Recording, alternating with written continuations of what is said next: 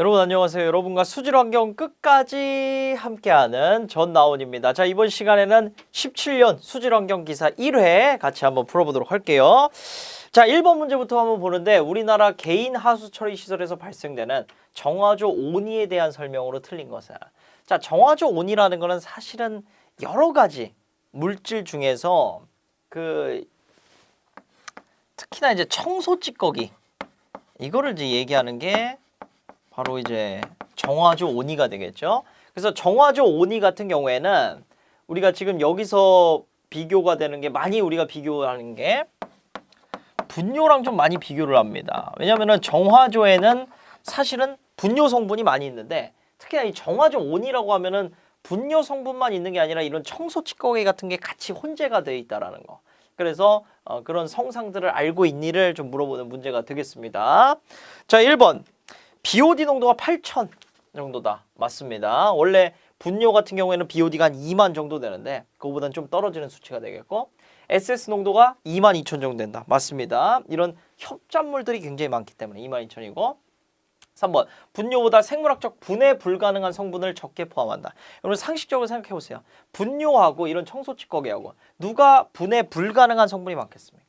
당연히 청소 찌꺼기들이 플라스틱이나 비닐 같은 것도 들어있을 수가 있기 때문에 분해 불가능한 성분 같은 것들이 더 많이 포함되는, 이런 게 문제가 된다라는 걸 얘기해 주고 싶어서 지금 여기 문제를 지금 넣은 것 같아요. 그래서 3번으로 여러분 잡아주시면 되겠고, 그렇기 때문에 이제 정화조 온이 같은 경우에는 반드시 이 협잡물을 제거할 수 있는 여과라든지 스크린이라든지 침전이라든지 이런 전처리 설비 같은 거에 반드시 좀 구비가 돼 있어야 되는 오염 물질이 되겠습니다. 좋습니다. 성상 처리 시설의 형식에 따라서 현격한 차이를 보인다. 이것도 맞겠네요. 자, 2번으로 가겠습니다. 하천수의 죄송합니다. 하천수의 난류 확산 방정식과 상관성이 없는 인자 고르시오. 그랬습니다. 이거는 뭐 바로 유량을 잡아줄 수가 있겠는데요. 여기서 지금 사실 난류 확산 방정식하고 관련이 있는 거는, 가장 관련이 있는 게 사실 농도예요. 그렇죠? 농도에 의해서 이 확산이 퍼지기 때문에, 그래서 농도, 그리고 속도, 그리고 확산 계수, 또 뭐 속도를 지금 뭐 침강 속도냐 유속이냐 이렇게 나누는데 두 가지 다 고려를 해야 되겠죠. 그렇기 때문에 1번으로 우리가 잡을 수가 있겠네요. 3번으로 가겠습니다. 자, 지구상에 분포하는 수량 중에 빙하 다음으로 가장 많은 비율을 차지하고 있는 거 뭘까요? 빙하가 제일 많고 담수 기준이랍니다. 그 다음에 지하수가 엄청나게 양이 많다고 그랬습니다. 근데 지하수는 사용하기가 굉장히 힘들다고 그랬죠. 그렇죠? 그렇기 때문에 수질은 사실 지하수까지 치면 우리가 좀 수원은 어떻게 보면 풍부하다고, 아직 남아있는 양이 많다고 할 수 있지만 그거는 사용하기가 굉장히 힘들다고요. 그렇기 때문에 실제 우리가 사용할 수 있는 물의 양은 굉장히 적다. 전지구적으로 봤을 때 그렇게 좀 생각이 되고 있고, 2번으로 어쨌든 골라주시면 되겠죠. 지하수. 빙하 다음으로 지하수 담수 기준으로. 자, 4번 가겠습니다. 하천이나 호수의 심층에서 미생물의 작용에 관한 설명으로 가장 거리가 먼 것을 골라보도록 하죠. 자, 지금 보면 답부터 바로 골라보면 3번에 보니까 유기물이 다량 유입이 되면 혐기성 상태가 되어와 같은 기체를 유발하지만 호기성 상태가 되면 암모니아성 질소가 증가한다. 지금 요 말이 좀 거슬리죠. 그렇죠? 호기성 상태가 되면 암모니아성 질소가 증가한다. 틀렸죠. 그렇죠? 호기성 상태가 증가되면 될수록 여기 있는 암모니아성 질소가 우리가 어떻게 산화되는 걸 배웠어요? 암모니아성 질소가 질산성 질소로 산화되고 더 호기화가 진행이 되면 아질산성 질소에서 질산성 질소까지 산화가 되죠. 그렇죠? 그래서 완전히 호기성 상태가 되면 이런 질산성 질소의 양이 증가가 되는 겁니다. 암모니아성 질소가 증가된 상태는 산소가 아예 주입이 안 됐다라는 거예요. 그 얘기는 뭐냐면 오염된 직후나 아니면 혐기성 상태나 이런 상태가 됐다라는 거고, 호기성 상태가 됐을 때는 질산성 질소의 양이 증가가 되겠죠. 그래서 3번 틀린 걸로 바로 잡아낼 수 있는 문제고. 자, 5번으로 가겠습니다. 생체 내 필수적인 금속으로 결핍 시에는 이게 죄송합니다. 오타가 제가 이 타이핑한 건 아닌데 일단 가져오다 보니까 제가 좀 확인을 좀 잘 못했네요. 죄송합니다. 자, 생체 내 필수적인 금속으로 결핍 시에는 인슐린의 저하를 일으킬 수 있는 유해 물질, 생체 내 필수 금속인데 인슐린의 저하 일으킨다. 요거는 크롬이 되겠습니다. 여러분들 4번으로 잡아주시면 되겠고요. 크롬은 인체 내 필수적인 금속이지만 얘가 산화가 돼서 지금 얘는 삼가크롬 상태인데 육가크롬이 되면 폐암 유발 물질이 된다는 것까지도 여러분들 기억해 주셔야 되겠고요. 또 뭐 비중격 천공 이런 것도 일으키죠. 6번으로 가겠습니다. 자, 25도씨 2기압의 메탄가스 40kg을 저장하는 데 필요한 탱크의 부피는 얼마인가? 단 이상기체 법칙 R은 0.082 리터 ATM per 몰 K를 적용해라. 사실은 이거는 안 줄 수도 있어요. 네, 안 줄 수도 있는데 제가 두 가지 풀이를 좀 보여드리도록 하겠습니다. 네, 두 가지 풀이를 좀 보여드리도록 할게요. 자, 첫 번째는 여기 지금 이상기체 법칙을 사용하라고 대놓고 지금 알려줬기 때문에 이상기체 법칙을 이용해서 PV는 nRT로 구하는 방법이에요. 사실 두 가지 방법이 다 똑같은 방법이긴 한데 뭐 순서만 좀 바꿨다 이렇게 좀 생각해 주시면 되겠습니다. 자, 일단 첫 번째 정석적인 방법이에요. PV는 nRT를 구하는데 지금 여기서 뭘 구하고자 하냐면 부피를 구하래요. 그렇죠? 부피. 그러니까 PV는 nRT 중에 부피는 요 V가 되겠죠. 그렇죠? 그래서 V로 정리를 해보니까 V는 nRT 나누기 P가 되겠습니다. 그렇죠? 그러면 지금 여기에 N이 뭐예요? N은 이 물질의 몰수가 되는 거죠. 몰수. 그 다음에 R은요. 이상기체 상수인데 지금 0.082 뭐식이 돼 있고 T는요. 온도인데 K로 쓰는 거죠. 여기서 대문자 T로 썼기 때문에 도씨가 아니라 이거는 켈빈 온도로 여기다 집어넣어 주는 거고 그 다음에 압력을 여기다 집어넣으면 되는데 ATM 압력으로 집어넣으면 되겠습니다. 그렇죠? 오늘 압력 ATM으로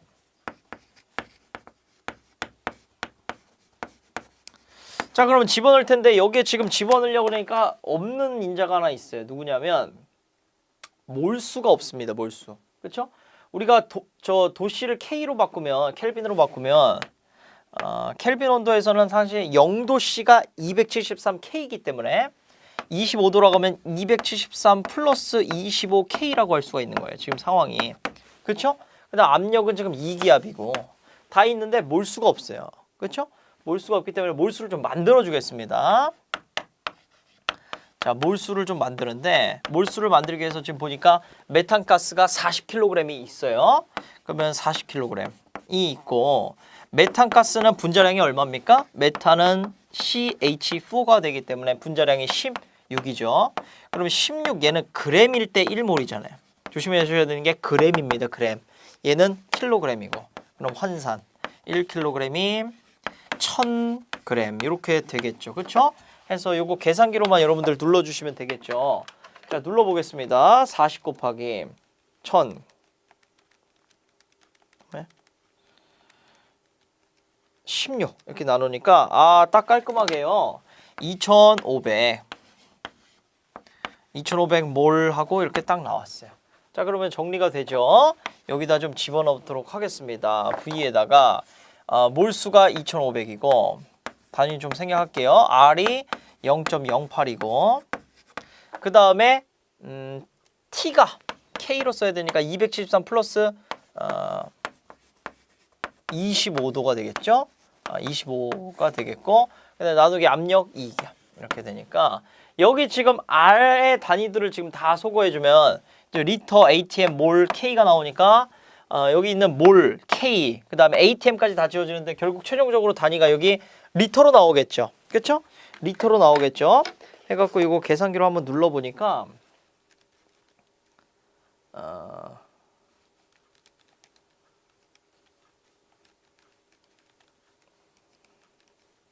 자, 지금 어떻게 나왔냐면은 3545 리터 이렇게 나오겠습니다. 근데 여기서 원하는 거는 세제곱미터를 원하니까 1000리터가 우리가 1세제곱미터죠. 그러면 1000을 나눠주니까 30.5 세제곱미터 이렇게 구할 수가 있겠네요. 정답이 거의 뭐 3번에 가깝죠. 그래서 3번으로 잡아줄 수가 있는데 자, 이거 다른 풀이를 제가 하나 보여드리겠습니다. 이거는 좀 식을 알아야 되는 풀이. 이건 PV는 nRT, 이게 좀 익숙해야 되는 풀이기 때문에 저는 단위를 이용하는 풀이를 한번 이걸 가지고 한번 해볼게요. 자, 메탄가스 40kg을 저장하는 데 필요한 부피. 이거 사실 R을 몰라도 풀 수 있는 풀입니다. 자, 한번 해볼게요. 어떻게 해볼 거냐면, 자, 개념을 이렇게 한번 가볼게요. 단위로 한번 가보는 거예요. 단위 연산으로. 부피. 이렇게 있고. 자, 메탄가스가요, 여러분들. 40 있어요, 40. 40kg이 있는데, 얘를 지금 40kg으로 있는데, 상식적으로 생각했을 때, 얘가 기체로 있을 거잖아요, 가스는. 뭐 무게로 지금 재서 40kg라고 했지만은 얘가 기체로 있어야 되고 그 기체를 지금 버틸 수 있는 부피가 있어야 되는 거잖아요. 맞습니까? 그렇죠? 그래서 저는 이 메탄가스를 부피로 환산을 해볼게요. 근데 환산하는 인자를 뭘 사용할 거냐면 이 개념을 한번 사용해 볼게요. 자, 1몰은 모든 물질은 분자량 g이고 그랬을 때 부피가 얼마죠? 기체로 따졌을 때 표준 상태일 때 22.4 리터입니다. 표준 상태에서. 그래서 요거를 사용을 해서 자, 한 단계 좀 단위를 업그레이드 해보면 분자량 킬로그램일 때는 22.4 여기 단위 한 단계 업그레이드 하니까 세제곱미터다. 이렇게 할 수도 있겠죠. 그쵸? 요거를 이용해서 지금 메탄이 분자량이 16이니까 16 얘는 킬로그램일 때 얼마라고요? 모든 기체는 표준 상태에서 22.4 세제곱미터, 킬로그램일 땐 세제곱미터, 그램일 땐 리터를 갖는다라는 겁니다. 이렇게 해서 제가 저 메탄을 기체로 한번 바꿔볼게요. 표준 상태 표시해주기 위해서 S를 붙이겠습니다. 이렇게 한번 끊어보겠습니다. 그렇게 해서 일단 기체로 바꿨어요. 그 다음에 우리가 해야 될 거는 온도와 압력에 따라서 기체는 보정이 되기 때문에 그 보정만 한번 해볼게요. 사실 이거는 대기나 폐기물에서 사실 많이 요구되는 문제긴 한데 이제는 많이 혼재가 되더라고요. 후수질에서도. 가보겠습니다. 자, 간단합니다. 여러분들 보일 샤를 법칙 간단하게 설명하면 샤를 법칙 온도에 대해서 기체는 온도가 클수록 기체 부피는 커져요. 압력에 대해서는 압력이 커지면 기체 부피는 작아지죠. 그렇죠? 그래서 온도에는 비례, 압력에는 반비례입니다. 그대로 적용해 보는데 저 이상기체의 법칙으로 적용해야 되니까 여기서는 도씨가 아니라 켈빈 온도로 쓸 거예요. 켈빈 온도로. 그러면 자 해볼게요. 얘는 표준 상태 기준이니까 표준 상태라는 건 0도씨 기준이거든요. 원래 22.4라는 온도는 273, 0도씨니까 273K로 만들어졌는데 지금은 273 플러스 25도씨라는 거예요. 지금 현재 온도가. 그러면 기체 부피가 원래보다 더 커지겠죠. 온도가 높으니까 원래 0도씨 기준으로 22.4가 만들어진 건데 지금은 25도니까 더 커지잖아요. 그렇죠? 이런 말이고 그 다음에 압력에 대해서는 반비례. 원래 표준 상태에서는 0도씨 1기압을 기준으로 한다고요. 그러니까 압력도 얼마예요? 1기압 기준으로 22.4니까 1기압. 압력에는 반비례, 거꾸로 반비례 하는데 얘가 지금 현재는 2기압이다. 할 수 있겠나요? 압력의 반비례니까 만약 이거 거꾸로 이렇게 쓰면 어떻게 돼요? 압력이 높을수록 부피가 커져 버리는 거잖아요. 말이 안 되는 거잖아요. 반비례하니까 이렇게 압력이 높을수록 부피는 작아진다. 저장하는 데 필요한 탱크의 부피도 작아진다는 겁니다. 온도가 높을수록 탱크의 부피도 커져야 된다는 겁니다. 이해됐습니까? 여기까지? 네. 그러면 여기까지 끝난 거예요. 그냥. 그리고 그대로 계산기를 한번 눌러볼게요. 16 273 플러스 25 나누기 273 나누기 2 하니까 여기서도 똑같이 뭐 반올림 차이 때문에 좀 차이는 있겠지만 제가 바로 계산기를 눌러서 30.56 정도 나오니까 거의 뭐 30.6으로 잡을 수 있겠죠. 그렇죠? 그래서 이렇게도 좀 풀 수 있다는 거. 뭘로 하셔도 상관은 없는데 저는 다각도로 그리고 좀 더 이 문제에서는 좀 더 컴팩트 좀 더 효율적으로 다가오는 게 좀 두 번째 풀이라고 좀 생각이 들어서 이것도 좀 한번 보여드렸어요. 괜찮았죠? 네. 자, 이해 안 되셨으면은 한 번 더 질문 주시고 늘 근데 이렇게 얘기해도 별로 질문이 없더라고요. 네. 잘 이해가 되고 계시는 걸로 저는 알아듣도록 하겠습니다. 그렇죠? 네. 좋습니다. 7번으로 갈게요. 자, 하천의 수질 관리를 위하여 1920년대 초에 개발된 수질 예측 모델로 BOD와 DO 반응, 즉 유기물 분해로 인한 DO 소비와 대기로부터 수면을 통해 산소가 되굶고는 제폭 기만을 고려한 거. 그러니까 탈산소하고 제폭 기만 고려한다는 얘기입니다. 이거 꼭 맞춰야 되는 거죠. 최초의 수질 개발 모델 스트리터 펠프스 모델이 되겠습니다. 4번으로 골라주시면 되겠고, 자, 좀 뭐 최초라는 말이 없었어요. 근데 이 1920년도 만든 게 저희 최초의 수질 모델입니다. 4번이 되겠고, 자, 8번 알칼리도에 관한 설명으로 가장 거리가 먼 것을 골라라 그랬습니다. 자, 1번 보니까 P알칼리도 뭐예요? 페놀프탈레인 알칼리도고 M알칼리도 저거는 메틸올렌지 알칼리도인데 합친 것을 총알칼리도란다? 틀렸죠, 그쵸? 그냥 메틸올렌지 알칼리도를 갖다가 총알칼리도라고 얘기를 합니다. 그래서 1번으로 바로 잡아주시면 되겠고요. 자, 9번으로 가겠습니다. 9번 하천 수질 모델 중에 WQRRS에 관한 설명으로 거리가 먼 거. 지금 다 맞는데 2번이 틀렸어요. 유속, 수심, 조도 계수에 의해 확산 계수를 결정한다. 저 모델은 뭐예요? 이 모델은 콜 모델이 되겠죠. 그렇죠? 콜 모델에 대한 설명이 되니까 2번으로 잡아주시면 되겠고요. 10번으로 가죠. 자, 세포의 형태에 따른 세균의 종류를 올바르게 짝지어진 것을 고르겠습니다. 자, 올바른 거 고르는 거예요. 올바른 거.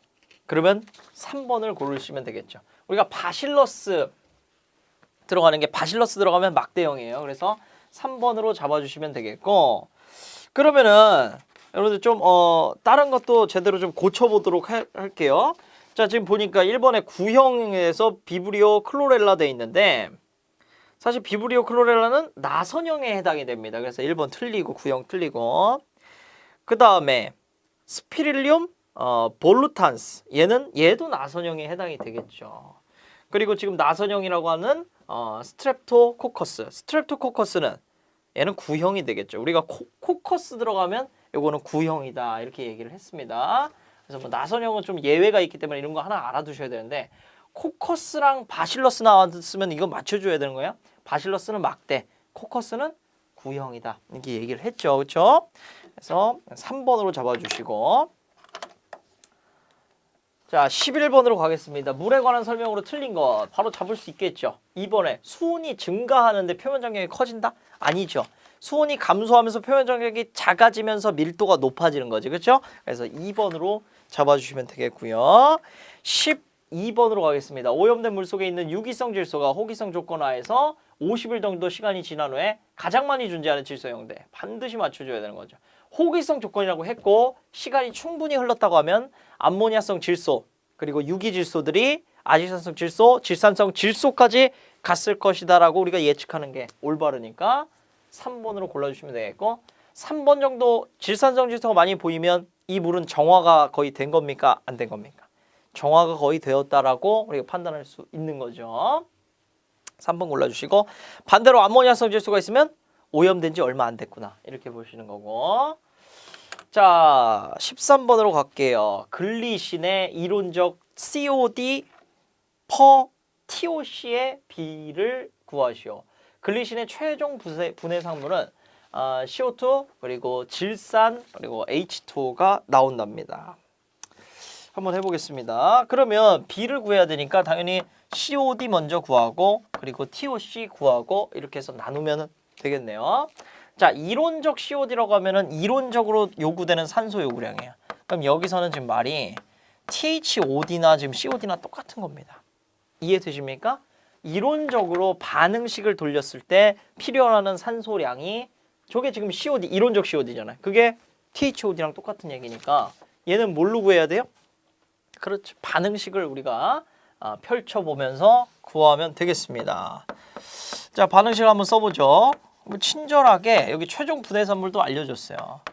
글리신부터 이렇게 써보면 여기 NH2 CHOO 이렇게 해서 글리신을 좀 써봤습니다.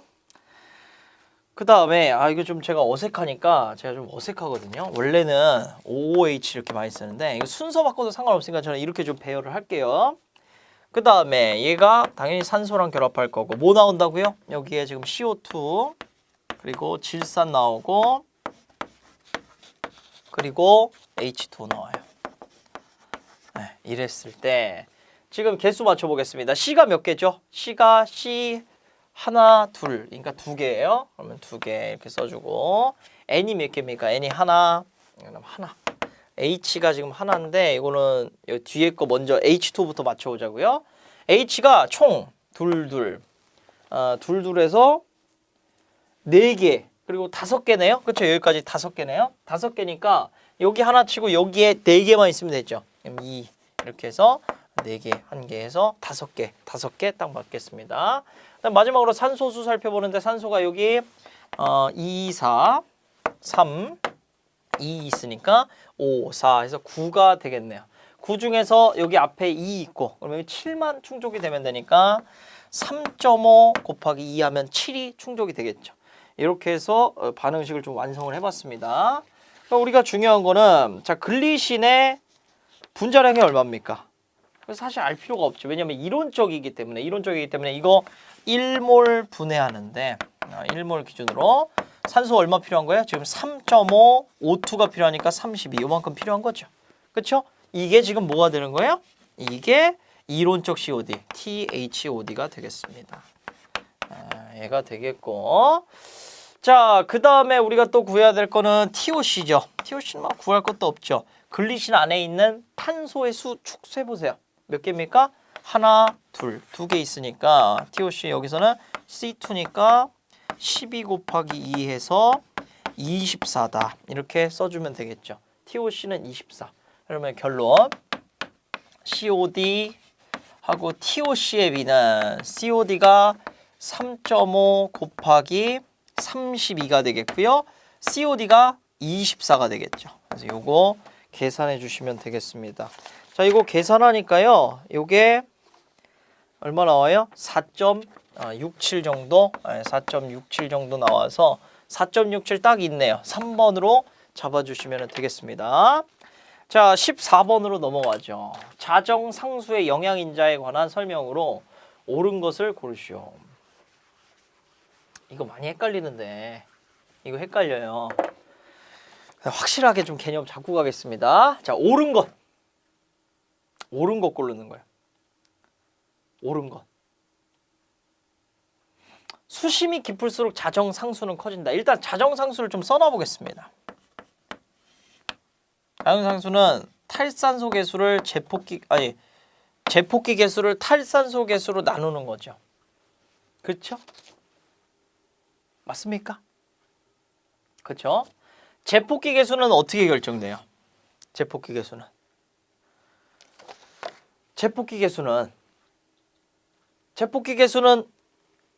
산소가 얼만큼 용해되느냐잖아요. 그래서 얼마나 교란이 있냐, 그리고 얼마나 수온이 낮을수록 잘 용해가 되죠. 그 다음에 이 기체 위에 미치는 압력인데 이 압력은 거의 똑같아요. 왜냐하면 우리가 공기 중에 있는 산소가 접촉되는 것만 생각을 하기 때문에 어떤 우리가 산소를 압력으로 해갖고 막 집어넣는 건 아니잖아요. 하천이나 뭐 호수에. 그래서 압력은 고려를 안 하고 온도라든지 또는 이 수심을 좀 결정이 되겠죠. 수심이 얕으면은 산소가 접촉되기 좋고 깊으면 접촉되기가 어렵고 이런 얘기들이에요. 자, 그럼 보시면 일단 1번 수심이 깊을수록 자정상수는 커진다. 수심이 깊어지면은 산소가 용해되기 쉬워져요, 어려워져요? 어려워지죠. 그러면 제폭기 개수가 일단 현저히 낮아집니다. 그 다음에 얘는 뭐 수심만 봤을 때는 이거는 따질 수가 없는 거죠. 탈산소는. 그러면은 K2가 낮아지니까 자정산수는 낮아지는 거죠. 그럼 1번은 일단 틀렸고 2번 보니까 수온이 높을수록 자정상수는 작아진다. 이거 잘 생각해 봐야 되는 게 자, 수온에 관련된 게 수온이 높으면은 일단 제폭기 개수가 높아집니까 낮아집니까? 제폭기 개수는 뭐예요? 산소가 녹아주는 개수잖아요. 산소가 온도가 낮을 때 잘 녹아요? 아니면 높을 때 잘 녹아요? 그 생각하라고 해보자고 했습니다. 우리가 탄산음료 같은 것도 온도가 시원해야 좋은 게 높으면 탄산이 많이 날아가 버려요. 그 이유가 뭐냐면 기체가 온도가 차가울 때 더 잘 녹아 있기 때문에. 그러면 온도가 낮을수록 이 제폭기 개수가 커지는 거죠. 높으면 제폭기 개수는 낮아지는 거죠. 그렇죠? 그러면은 자정상수가 작아진다. 높을수록 자정상수 작아진다. 맞아요? 맞겠죠? 그렇죠? 얘가 낮아지고 그 다음에 얘 K1이 높으면 온도가 높으면 탈산소하는 정도가 분해 정도가 빨라지기 때문에 얘는 커지긴 해요. 그래서 요거 때문에 사실 헷갈릴 수가 있습니다. 얘는 낮아지면서 얘는 높아진다는 얘기죠. 그러면 또이 아니에요? 똑같은 거 아니에요? 이렇게 생각할 수도 있는데 누가 더 커지냐 작아지냐를 생각을 했을 때 제폭기 계수가 훨씬 더 작아집니다. 그리고 탈산소 계수가 이 커지는 정도가 좀 작아요. 얘보다. 그러니까 작아지는 정도가 더 커요. 얘가 작아지는 정도가 더 커지는 거고 요거는 커지는 정도가 좀 작다 보니까 이쪽은 이만큼 내려가는데 요만큼 올라가는 거예요. 그러면 결국은 자정상수는 작아지겠죠. 그렇죠? 요 부분이 조금 이해하기 어려울 수 있습니다. 두 개가 상충이 되기 때문에. 근데 어떤 게 좀 더 커지는지를 생각을 해봤을 때 온도에 따라서 제폭기 계수가 낮아지는 게 더 컸기 때문에 결국 자정상수 자체는 작아진다라고 할 수가 있다라는 거 해서 2번으로 고를 수가 있겠죠. 됐나요? 네. 이렇게 고르는 거고 3번 유속이 완만할수록 자정상수 커진다.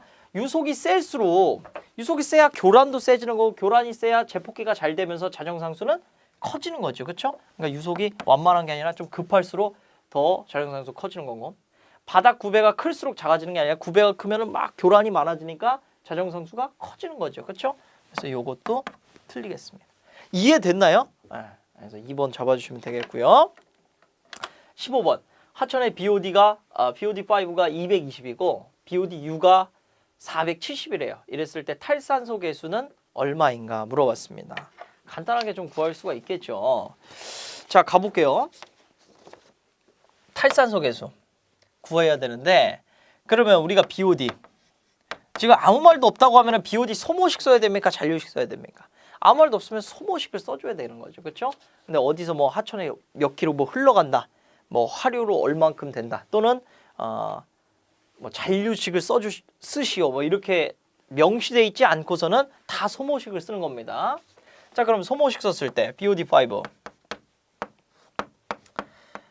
1-10에 아이고 죄송합니다. 앞에 좀 먼저 쓰는 게 여러분들이 익숙하실 것 같아서 자 BOD-U 곱하기 1 상용대수니까 10에 마이너스 K1 곱하기 T인데 지금 5일 기준이니까 5라고 쓸 수 있겠죠. 그렇죠? 이렇게 해서 식을 좀 마무리를 할게요. 그럼 여기다 집어넣어 보니까 BOD5는 220이고 BOD-U는 470입니다. 여기에 나머지 지금 없는 인자가 K1밖에 없죠? 그럼 이것만 좀 정리하면 돼요. 네, 이것만 여러분들 정리해 주시면 되고 정리하는 방법은 요거 넘겨서 나누고 그 다음에 빼고 그다음에 마이너스 있는 거 서로 떼주고 10을 1로 넘기면 뭐 됩니까? 로그 붙어지는 거예요. 로그 붙여서 나머지 값 집어넣고 로그 붙이는 순간 여기 있는 여기 위에 지수가 밑으로 이렇게 내려옵니다. 그러면 또 5를 이렇게 나누면 여러분들 해결이 되겠죠. 그렇죠? 그렇게 해서 구하시면 되고 자 해결하면은 K가 얼마 나오냐면 K가 거의 계산하니까 0.55 정도 0.055 정도다 해가지고 2번으로 여러분들 골라낼 수가 있겠죠. 됐나요? 좋습니다. 그렇게 구해주시면 되겠고요. 그 다음에 16번으로 갈게요. 16번